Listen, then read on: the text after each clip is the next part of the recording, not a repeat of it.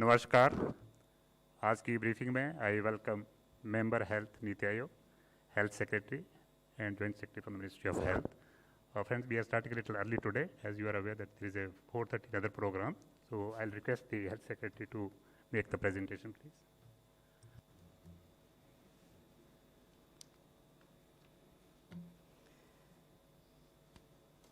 इस सप्ताह की जो मुख्य बातें हैं वो ये कि लगभग 163 दिन के बाद देश में जो एक्टिव केसेस हैं उनकी संख्या 3 लाख से भी कम हो गई है। It is after almost 5.5 months that the country is witnessing less than 3 lakh active cases. So this is a big achievement and a landmark, and this is largely because of our frontline healthcare workers, our doctors, our paramedics, and all other frontline workers, the revenue workers, the administration people who have been part of surveillance containment across the country. देश में जो active cases हैं वो अब कुल cases का 3% से भी कम हो गए हैं, और जो प्रतिदिन नए केस आते हैं वो 173 दिन के बाद, लगभग 6 महीने के बाद 20,000 से भी कम नए केस 24 घंटे में आए हैं। देश में अब तक 16 करोड़ से ज़्यादा टेस्ट किए जा चुके हैं, 16 करोड़ 30 लाख टेस्ट किए गए हैं। ये विश्व की स्थिति है। आप देखेंगे कि यूएसए में 24 घंटे में 4 लाख नए केस आए, तो ये चिंता की बात है। हमारे चारों ओर ये परिदृश्य उभर रहा है। ब्राज़ील में फिर से एक पीक हम देख रहे हैं और एक दिन में 70,000 नए केस वहाँ भी दर्ज किए गए हैं। यूके में भी एक नया पीक हम देख रहे हैं, यहाँ एक दिन में 36,000 नए केस दर्ज हुए हैं। रूस में भी एक और पीक दिखाई दे रहा है, 28,000 नए केस एक दिन में दर्ज हुए हैं, और जर्मनी में 33,000 से अधिक एक दिन में नए केस दर्ज हुए हैं। भारत में मध्य सितंबर से लेकर अभी तक लगातार केसेस की ट्रेजेक्ट्री एक डिक्लाइन दिखा रही है, सस्टेन्ड डिक्लाइन, कॉन्टिन्यूअस डिक्लाइन, लगातार घटती हुई संख्या भारत में कोविड केसेस की है। केस प्रति मिलियन जैसा हम हर बार आपको दिखाते हैं, भारत में 7,300 हैं, विश्व में 9,600। अनेक देश ऐसे हैं जहां ये 30,000 या 50,000 से भी अधिक प्रति मिलियन केसेस दर्ज किए जा रहे हैं। डेथ प्रति मिलियन पॉपुलेशन देखें तो भारत में 106, विश्व का औसत 216, और अनेक देश हैं जहां ये 900 प्रति मिलियन या 1,000 प्रति मिलियन से भी अधिक है। ये पिछले 7 दिन की स्थिति है। ये दिखाती है कि जो पेंडेमिक है वो विश्व में और भारत में किस प्रकार से फैल रहा है। न्यू केसेस पर million population reported in the last 7 days। तो पिछले सप्ताह में प्रति मिलियन जो केस रिपोर्ट हुए, भारत में 124, विश्व का औसत 588, और अनेक देशों में 2,000 और ऑलमोस्ट 5,000 भी प्रति मिलियन पिछले एक सप्ताह में दर्ज हुआ। उसी प्रकार से जो डेथ प्रति मिलियन पिछले सप्ताह में देखी गई, भारत में 2, विश्व का औसत 10, और अनेक देश हैं जहां 40, 50 और 70 से भी अधिक मृत्यु प्रति मिलियन पॉपुलेशन पिछले 7 दिनों में दर्ज हुई हैं। अब भारत की स्थिति हम आपको पिछले 7 वीक की दिखाना चाहते हैं। In the last 7 weeks, the average daily new cases have shown A continuous decline. पिछले 7 सप्ताहों में देश में जो औसत प्रतिदिन नए केस आते हैं कोविड के, उनकी संख्या लगातार घट रही है। 4 नवंबर वाले सप्ताह में औसतन एक दिन में 46,000 नए केस देश में आते थे, और जो अभी सप्ताह गुजरा है 16 दिसंबर से 22 दिसंबर, उसमें ये संख्या आधे से भी कम हो गई है और 24,135 केस औसतन प्रतिदिन आ रहे हैं। एवरेज डेली डेथ, ये भी अगर पिछले 7 सप्ताहों का देश में देखें तो इसमें भी काफ़ी गिरावट आई है। 4 नवंबर के सप्ताह में 556 मृत्यु प्रतिदिन औसतन दर्ज होती थीं, जो कि अब घटकर 343 हो गया है। जैसा कि हम लगातार राज्य सरकारों को और संघ शासित क्षेत्रों को कहते हैं, हमारा उद्देश्य है कि कोविड की जो मोर्टेलिटी रेट है वो 1% या उससे कम लाई जाए। वर्तमान में ये 1.45% है। इन सब आंकड़ों का नतीजा क्या निकला है? ये नतीजे की स्लाइड है। नतीजा ये निकला है कि एक्टिव केसेस 3% से कम हो गए हैं, रिकवरी रेट 95% से अधिक हो गया है। तो जो हरा हिस्सा है इस ग्राफ का वो रिकवर्ड केसेस हैं। 95.65% are the cases which have recovered, 1.45% that is the thin red line which denotes COVID deaths, और 2.90% एक्टिव केसेस हैं जो ग्राफ के ब्लू या नीले हिस्से में दर्शाए गए हैं, जिनकी संख्या लगातार कम होती जा रही है। तो जो भी केस हो रहे हैं वो कहाँ हो रहे हैं, और जो भी मृत्यु हो रही हैं वो कहाँ हो रही हैं देश के भीतर। पिछले 24 घंटे के आंकड़ों को यदि देखें तो 6 राज्य और संघ शासित क्षेत्र ऐसे हैं जहां कुल देश के 57%, 57% नए केसेस दर्ज हुए। ये हैं केरला जहां सबसे अधिक, उसके बाद महाराष्ट्र, फिर वेस्ट बंगाल, फिर छत्तीसगढ़, फिर तमिलनाडु और फिर मध्य प्रदेश। तो ये 6 राज्य और यूटीज़ हैं जहां 57% केसेस पिछले 24 घंटे में नए केसेस दर्ज हुए।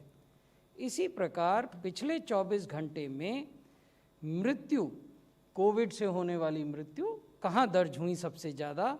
तो महाराष्ट्र जहाँ 55, वेस्ट बंगाल वहाँ 41, केरला 27, दिल्ली 27, छत्तीसगढ़ 18 और उत्तर प्रदेश 16।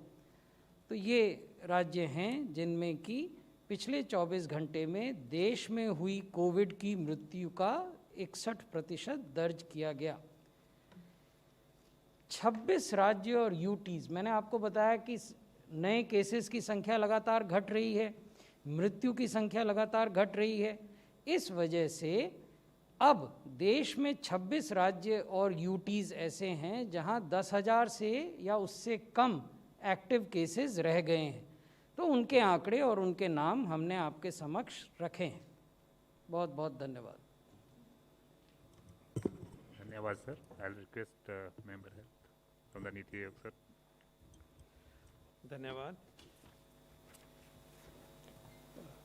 इस हफ्ते की हाइलाइट्स सेक्रेटरी साहब ने प्रेजेंट किए और हम देख रहे हैं कि ओवरऑल सिचुएशन में बहुत तेज़ गति से सुधार हुआ है। पहली बारी इतने महीनों के बाद केसेस की संख्या कल 20,000 के नीचे गई और डेथ 301 या 300 के लगभग पहुंच गई। सो जो गेन हमारे देश ने पैंडेमिक कंट्रोल में पिछले कुछ हफ्तों में किया है वो उसका ट्रेंड बना हुआ है और इनफैक्ट उसमें और गति आ रही है। इसके लिए हम सबको सेटिस्फेक्शन है, स्टेट गवर्नमेंट्स को, सेंटर को और भारत की आम आदमी को, हम सबको, हम जो इस देश के नागरिक हैं। और जो इसमें भूमिका हमारे पैंडेमिक रिस्पांस की टीम्स ने निभाई है, स्वास्थ्य कार्यकर्ताओं ने निभाई है, वर्कर्स ने निभाई है, वो सराहनीय है। लेकिन जैसे आपको दिखाया गया, बहुत सारे देशों में एक बहुत ही सिग्निफिकेंट प्रॉब्लम बढ़ चढ़ के आ रही है कोविड के परिप्रेक्ष्य में। यूरोप में जो जिस तरह से बढ़ोतरी हुई है, बहुत सारे देशों ने अपने लॉकडाउन्स इंस्टीट्यूट किए हैं इसी पीरियड में।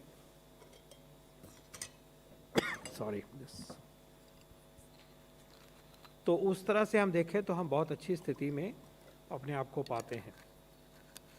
और यही मोमेंटम हमें आगे मेंटेन करना होगा। एक मिनट।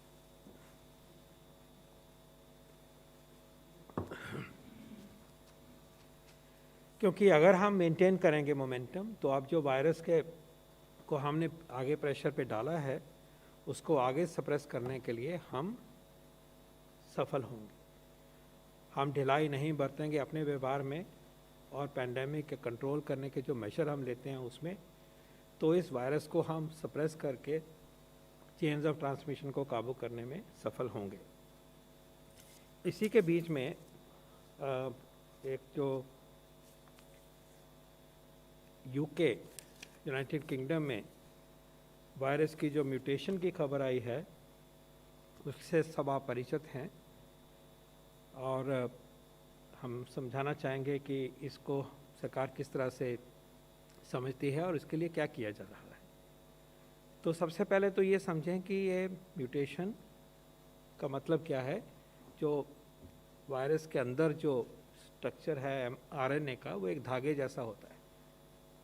उस धागे के किसी पोर्शन में बदलाव आ जाता है जैसे जैसे ये वायरस आगे बढ़ता है। ये बदलाव आते रहते हैं, ये लगभग हर दिन हर हफ्ते हो रहे हैं। बहुत सारे ऐसे बदलाव का एक मॉलिक्यूल बदल गया, कोई महत्व नहीं होता और उसको हम ड्रिफ्ट कहते हैं। वो चेंज आती रहती है लेकिन उसका कोई सिग्निफिकेंस नहीं होता और ये हरदम होता है। इन्फ्लुएंजा वायरस में तो इतना होता है हर साल के बाद वैक्सीन ही बदलना पड़ जाता है। तो ऐसा बिहेवियर, ऐसा स्वभाव बहुत सारे वायरसेस का है और इस वायरस का भी ऐसा स्वभाव रहा है। लेकिन अभी जो स्ट्रेन के बारे में चर्चा हो रही है उन वायरसेस में लगभग 17 चेंजेस आई हैं, 70 इकट्ठी सी आई हैं। और उसमें से जो एक चेंज है N501Y चेंज जिसका कहा जाता है म्यूटेशन है, वो उस एरिया के लिए रिस्पॉन्सिबल है वायरस के जिसके द्वारा वायरस सेल के अंदर, ह्यूमन सेल के अंदर आता है। वो स्पाइक प्रोटीन में जो स्पाइक के ऊपर जो प्रोटीन हैं, स्पाइक जिन प्रोटीन से बनता है उसमें वो बदलाव ले आता है और उसकी वजह से उसकी tendency to enter our cell has become higher. तो ये सिग्निफिकेंस है उस म्यूटेशन का। लेकिन ये भी कहना चाहूँगा कि ये म्यूटेशन होते रहते हैं। लेकिन जो ये म्यूटेशन आया है इसके असर क्या हुआ है, इसको जो यूके के रिसर्च साइंस कम्युनिटी ने समझा है और उनसे हमने कब बातचीत करी थी डिटेल में, उससे एक चीज़ सामने आई है कि ये एक से दूसरे में जाने की जो इन्फेक्शसनेस है या ट्रांसमिसिबिलिटी है उसको एनहांस करता है। ये बदलाव जो उसके स्वभाव में, उसकी बायोलॉजी में आ गया है। Transmissibility has increase, infectiousness has increase. जैसे मान के चलें कि यूके का जो वायरस में आमतौर पे 1 से 1.5 को पकड़ रहा था, मतलब 2 वायरस से जो इन्फेक्ट हुए वो 3 तक पहुंचते थे, लेके उसकी टेंडेंसी में बढ़ोतरी होके वो मान लीजिए कि अब 1 जने से 2 की ट्रांसमिशन होनी शुरू होगी या 2.25 की होगी। ऐसा भी कहा जाता है कि 70% ट्रांसमिसिबिलिटी बढ़ गई है इन वायरसेस में। तो ये एक से दूसरे पे तेज़ी से आएंगे। आप इनको ये भी कह सकते हैं कि ये सुपर स्प्रेडर बन गया ये वायरस अपने तरीके से, एक तरह से। लेकिन जो और बातें सामने आई हैं उसमें कुछ महत्वपूर्ण बिंदु हैं। पहली बात, क्या जो व्यक्ति इससे इन्फेक्ट हुए उनमें बीमारी ज़्यादा सीरियस हुई, सिवियर हुई? अभी तक जो दिखाई देता है उससे लगता है कि ऐसा नहीं है। This mutation is not affecting severity of disease as we understand today. Number 2, does it increase the chances of death in that country जहाँ से ये आया, क्योंकि वहीं का ही ये knowledge है अभी? The answer is no. So the case fatality rate is not affected by this mutation. Hospitalization is not affected by this mutation. Seriousness of the disease is not affected by this mutation. What is affected is tendency to infect more people. That by itself is a cause for concern, क्योंकि एक virus कम लोगों को infect करने की ताकत रखता है तो पेंडेमिक में कंट्रोल रहता है। तेज़ी से फैलेगा तो उसका असर ज़्यादा होगा, हेल्थ सिस्टम ओवरलोड होगा और उसके नतीजे अच्छे नहीं होंगे। तो ये एक एडवर्स डेवलपमेंट है, यूके में हुआ, खासकर उनके साउथ ईस्ट वाले पार्ट में हुआ, फिर और जगह पे फैला। तो ये एक तथ्य है जो कि सरकार पूरे तरीके से वॉच कर रही है।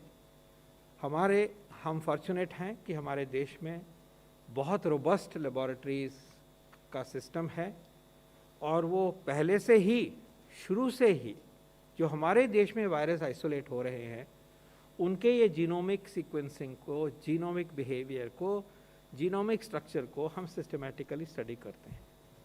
हमने हज़ारों वायरसेस को सिस्टमैटिकली सीक्वेंस किया कि म्यूटेशंस देखें।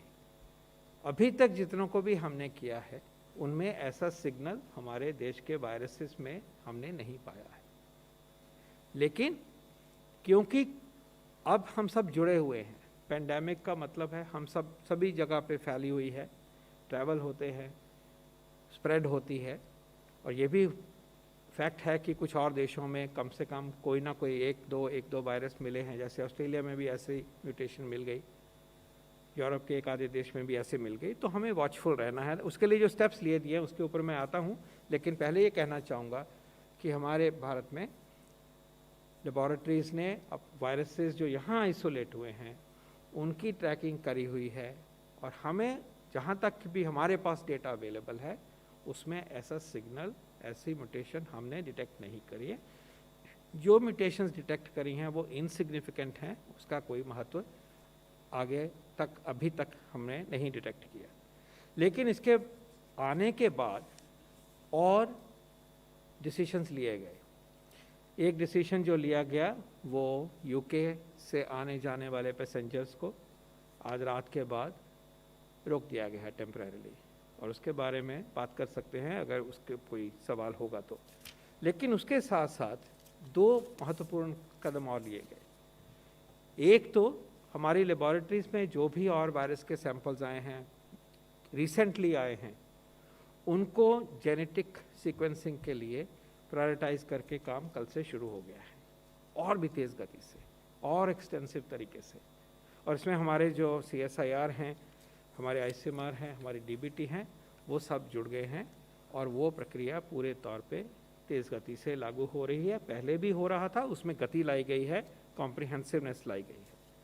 दूसरा फैसला ये किया गया था कि जो पिछले कुछ दिनों में पैसेंजर्स यूके से आए हैं, जहाँ जहाँ भी आए हैं, उनके पहुँचों, उनको कांटेक्ट करें, उनकी क्लिनिकल कोई इश्यूज़ हुए, प्रॉब्लम हुई, उसको समझें, उनके टेस्ट हुआ उनको देखा जाए, रिजल्ट्स को देखा जाए कि उनमें से कितनों को बीमारी हुई या नहीं हुई, और फिर आगे समझा जाए कि इसमें कोई अनयूजुअल बात है कि नहीं है। और अगर संभव हो सके और वो एक्टिव हैं अगर, तो उनमें स्पेसिमन लेके उनके वायरस को कल्चर करके उसी तरह से जेनेटिक सीक्वेंसिंग की जाए जिसकी मैंने बात अभी तक की है। तो ये एक मेजर लिया गया है, और इनकमिंग पैसेंजर्स के लिए RT-PCR का क्राइटेरिया बनाया गया है कि वो RT-PCR उनका होगा।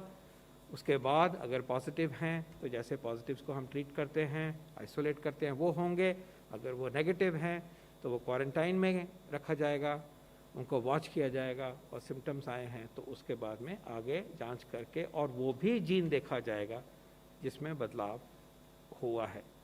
इन short, is this a reason for panic? The answer is no.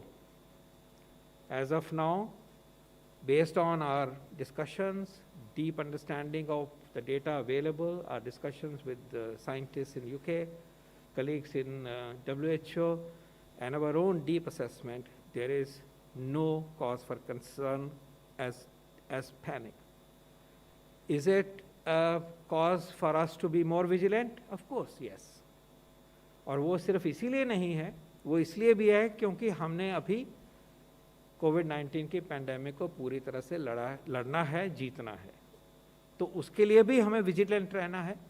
ये जो इम्प्रूवमेंट हो रही है इसको भी बना के रखना है, और उसी कॉन्टेक्स्ट में ये जो नई चुनौती किसी और देश में भले आई हो, उसको भी मन में रह के हमें अपनी विजिलेंस, हमें अपनी मेहनत और हमारा एफर्ट, कॉम्प्रिहेंसिव एफर्ट, जिसमें जिम्मेवारी हम सब की एज सिटीजन्स भी है, वो हमें और इंटेंसिफाई करना होगा और हमें ये लड़ाई जीतने के लिए वायरस की चेन को और नीचे लाना होगा।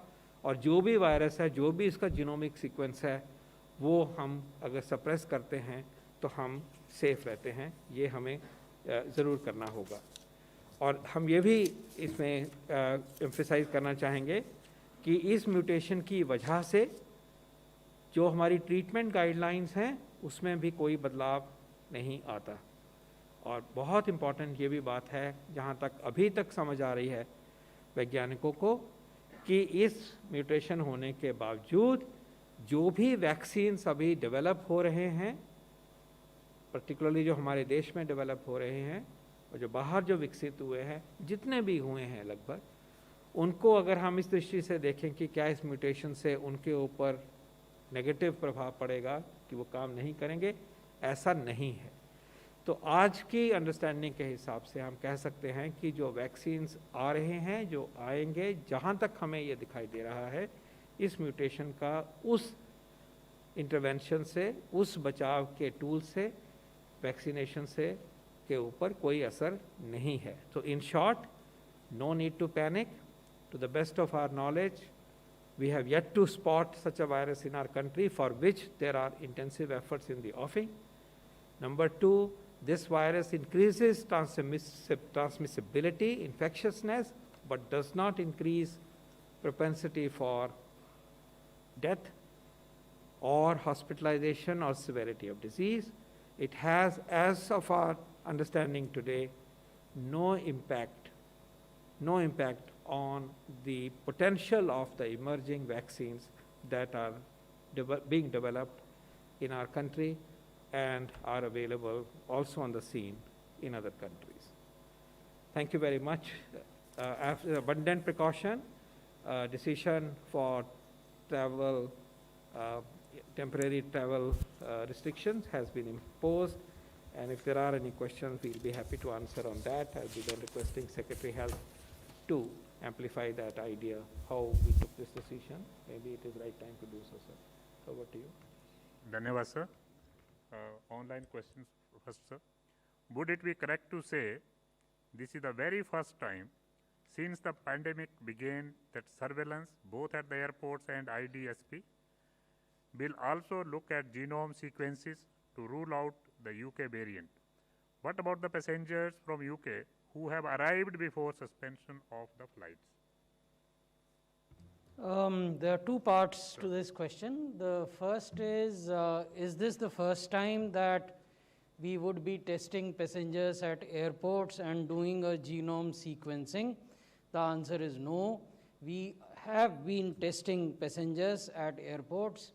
For passengers originating from UK, we have made RT-PCR tests mandatory. As far as genome sequencing is concerned, Dr. Paul has told you that this is not done by the lab which is situated at the airport. They only do a test to establish whether you are negative or positive. The genome sequencing is done by designated labs of Department of Biotechnology, Indian Council of Medical Research, and CSIR, as well as NCDC. So as earlier, thousands of genome sequences during COVID-19 pandemic have been established by these labs, which I just mentioned. And given this new challenge posed by the UK variant of the virus, these labs will be working with renewed vigor to establish genome sequencing out of the samples which have been picked up at the airports yesterday and today, as well as of the samples that will be picked up relating to the passengers who have arrived in the country in the recent past. Coming to the second part of the question, which was about passengers who landed into the country from UK prior to the temporary suspension coming into effect, ऐसे मामलों में आज ही केंद्रीय गृह मंत्रालय ने स्वास्थ्य मंत्रालय ने व्यापक दिशा निर्देश निर्गत किए हैं, जो मंत्रालय की वेबसाइट पर अपलोड कर दिए गए हैं, राज्य सरकारों और संघ शासित क्षेत्रों से शेयर किए गए हैं उसमें ये कहा गया है कि 25 नवंबर से लेकर 23 दिसंबर के बीच देश में जितने भी एयर पैसेंजर्स आए जो कि यूके के माध्यम से आए या वहाँ से होते हुए आए या ओरिजिनेट वहाँ से किए, ऐसे लोगों के नामों की सूची ब्यूरो ऑफ इमिग्रेशन के द्वारा राज्य सरकारों को और संघ शासित क्षेत्रों को उपलब्ध कराई जाएगी। उस सूची के आधार पर जो राज्य के सर्वेलेंस पदाधिकारी हैं और जिलों के सर्वेलेंस पदाधिकारी हैं वो उन लोगों का संपर्क करेंगे, उनके सैंपल्स लेंगे, उन सैंपल्स की जांच होगी और उसके बाद जो भी रिज़ल्ट आता है उसके आधार पर आगे की कार्रवाई की जाएगी। ऐसे लोगों में जो पॉजिटिव पाए जाते हैं उनके कॉन्टैक्ट ट्रेसिंग के भी जो दिशा निर्देश हैं हमने निर्गत कर दिए। 40. Hello, sir. My question is to Dr. Paul. Now, I understand that this will not affect vaccines, the UK variant. Okay, but going forward, when the vaccinations do occur, and will companies or the government look at COVID-19 cases of those people who have been vaccinated and do a genome sequencing so as to find out which strain might possibly be evading the immune response of the vaccine? Well, if such an investigation is required as things unfold, because this part of understanding would still be unfolding, the vaccine that are under trial, they are looking at which individual gets the infection and that person is tracked. Even after a vaccine comes into the market or into operations, there is a post-marketing surveillance. In the absence of this kind of a situation, perhaps genomic sequences would normally not be done under normal circumstances, except on the research track, which will go on in any case. But yes, if need be, this kind of inquiry, this scientific inquiry, can be kept in mind. 32. Sir vaccine को लेकर अभी भी क्या स्थिति है? जो data वगैरह submit करना था क्या उन्होंने किया है? और जैसा बताया जा रहा है कि जनवरी के पहले हफ्ते में या जनवरी में आने की संभावना है, उसको लेकर एक बार थोड़ा क्लियर करें। जैसा कि आप सबको मालूम है कि 3 एप्लीकेशंस हैं DCGI के पास पेंडिंग, कह सकते हैं हम। फाइज़र की है और सीरम इंस्टीट्यूट की है और भारत बायोटेक की है। फाइज़र अपना डेटा अभी नहीं प्रेजेंट किया है उन्होंने, बाकी 2 कंपनीज़ ने डेटा प्रेजेंट किया था और उनसे और डेटा मांगा गया था, जो कि एक नॉर्मल प्रोसेस है कि आप ये भी प्रोवाइड करिए, क्या ये और आ गया है डेटा। तो हमारी जानकारी में ये है कि नया डेटा दे दिया गया है कम से कम एक कंपनी के द्वारा, और उस डेटा को एग्जामिन जिस प्रोसेस से करना है वो काम शुरू है। आज भी उस पे जो भी उसका व्यू लेना है, संज्ञान लेना है, that is in process. But as I said in previous discussions and previous interactions, that this process is sacrosanct. This is driven by scientific norms, procedures, SOPs. So let's see where it takes us. And once there is a decision by the regulator and the scientific groups that help take that decision, we will move forward. 157. Question is regarding molnupiravir. There were reports that India might stage different stage trials of molnupiravir. So can you give us a status of that, and have you got in touch with Merck, who in US was usually doing molnupiravir related studies? So what is the status on that? I didn't get some Moderna vaccine. No, not a vaccine. It's the medicine which Merck has been studying in US for treatment. There was a report that CSIR might be doing some. I have no update specifically on this at this moment. We'll bring it to you. Last question, 152.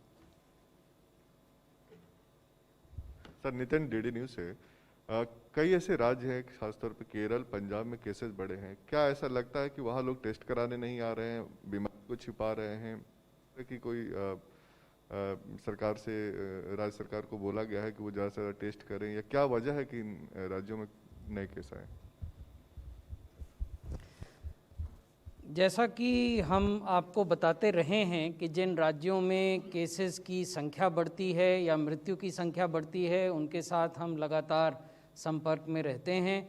और न केवल स्वास्थ्य मंत्रालय संपर्क में रहता है, बल्कि जो डोमेन नॉलेज एक्सपर्ट्स हैं, जैसे कि मेंबर नीति डॉक्टर पॉल, या director AIIMS new Delhi doctor Guleria, या DG/ICMR डॉक्टर बलराम भार्गव, इन सब की सहायता भी हम लेते हैं। जिन राज्यों के आपने नाम लिए, उनके साथ हमने पिछले सप्ताह ही समीक्षा की है और उनका ध्यान इस ओर आकृष्ट किया है कि जहां उनके यहाँ टेस्ट की संख्या नहीं घटी है, लेकिन जो मृत्यु पहले 72 घंटे में होती हैं अस्पतालों में एडमिट होने के बाद, उनकी संख्या ज़रूर चिंता की बात है, जो इस और इंगित करता है, इशारा करता है कि ये वो केसेस हैं जो अस्पताल में लेट आ रहे हैं।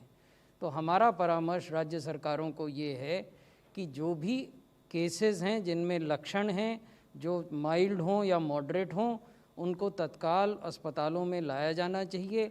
इसके लिए आवश्यक है कि जो उनकी house to house active case search है उसको स्ट्रेंथन किया जाए, जो एम्बुलेंस सेवाएं हैं उनको स्ट्रेंथन किया जाए, अस्पतालों में जो ट्रायाज का सिस्टम है उसको और प्रभावी बनाया जाए, और जो स्टैंडर्ड ट्रीटमेंट प्रोटोकॉल है उसका पालन किया जाए।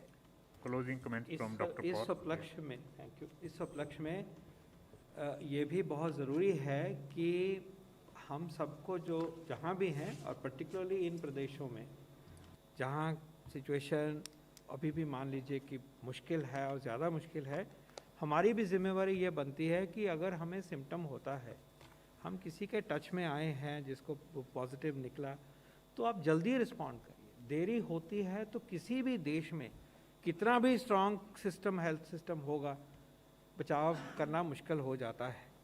हमें इस वायरस से बचना है और इसके प्रभावों से अपने आप को बचाने के लिए जल्दी से अपना जांच, अपना टेस्ट, अपनी इवैल्यूएशन करवानी है, और इसमें हम सबका योगदान होना चाहिए। एक चीज़ ये पक्का सामने आती है कि जिन प्रदेशों में केस फैटेलिटी रेट ज़्यादा है, वहाँ पे हर किसी ना किसी तरह से कोई ओवर कॉन्फिडेंस है या रेडीनेस नहीं है, एक झिझक है।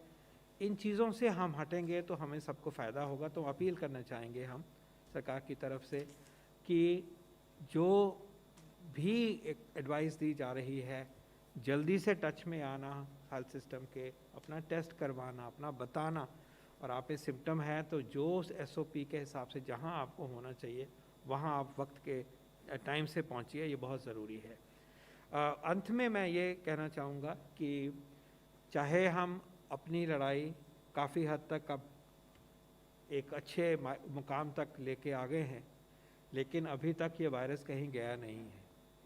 और दूसरी जगहों पे जैसे माहौल बना है और जैसे वहाँ पे सिचुएशन आउट ऑफ कंट्रोल हुई है, ICUs भर गए हैं, लॉकडाउन्स वापस आ गए हैं, मोर्टेलिटी इतनी हाई हो रही है, अनबिलीवेबल नंबर में केसेस हो रहे हैं, सारा पिछला पास्ट देखा हुआ था, समझा हुआ था, उसके बावजूद भी इसलिए हमें और भी चौकन्ने होना है। और उस एस्पेक्ट में ये जो UK में एक म्यूटेशन आई है जिसने वहाँ पे नुकसान किया है या कर रहा है वो वायरस, उस कॉन्टेक्स्ट में भी एक एक्स्ट्रा कॉशन की बात ज़रूर हमारे सामने आती है कि पैनिक ना भी करते हुए जिन बातों को हम पहले से अपनाने की कोशिश कर रहे हैं, अपनाई गई हैं, उनको और पकड़ से और डेप्थ के साथ और फेथ से उसको अपनाएं। और हमें ये भी याद रहना चाहिए, अभी भी हमारे पास हमारे उत्सव आ रहे हैं, क्रिसमस है, न्यू ईयर है, इसमें हम भीड़ करेंगे, बड़े ग्रुप में सेलिब्रेट करेंगे, मास्क उतार के खाने खाएंगे, तो ये नुकसान फिर हो सकता है।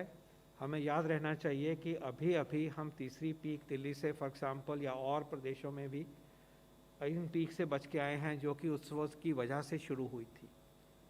अगर दिल्ली की पीक को अगर देखें तो काफ़ी हद तक ये उत्सव थे, फेस्टिवल थे, मेल जोल हुआ, वायरस को भी ये मेल जोल पसंद है, और ऐसे ही उत्सवों का नुकसान और भी प्रदेशों में हुआ है, एक जनरल बात है। और इन्हीं को सामने रखते हुए बाहर के देशों ने अपनी रिस्ट्रिक्शंस को अपनाया है, तो हमें भी ये सीख जो हमने अपनाई है, इसको जानते हुए, अपने सामने रखते हुए आने वाले दिनों में भीड़ नहीं करना है, ग्रुप की बजाय कम व्यक्तियों में, अपनी फैमिली में अंदर इकट्ठे होके ही उत्सव मनाएं। ये डिफ़िकल्ट पीरियड है और अनप्रिडिक्टेबल है, ये वायरस अभी भी मौजूद है, और ये वायरस जो है वो पनिश करता है और बहुत स्मार्ट वायरस है, अपना बिहेवियर भी चेंज करता है। तो जो आज तक हमने गेन किया है उसको हम लूज़ नहीं कर सकते, और अगर हम इसको लूज़ करते हैं, इसमें कोताही बरतते हैं, और हम इतना अच्छा ट्रेंड जो नीचे आने का बना है उसको अगर हम खो देंगे, उसका नुकसान भुगतेंगे, तो ये हम सब के लिए एक बहुत ही दुख वाली बात होगी। तो फिर अपील करना चाहेंगे कि वो जो गुण हैं, मास्क को पहना है, 2 गज़ की दूरी रखना है, हैंड हाइजीन रखना है, आरोग्य सेतु अपनाना है, बुज़ुर्गों का ख्याल रखना है, आयुष के इम्यूनिटी बूस्टर्स को अपनाना है, और उसके अलावा इस माहौल में और इस मौसम में हमें बड़े भीड़ में, बड़े ग्रुप में पार्टियां करना, इन सब से हमें बच के रहना है।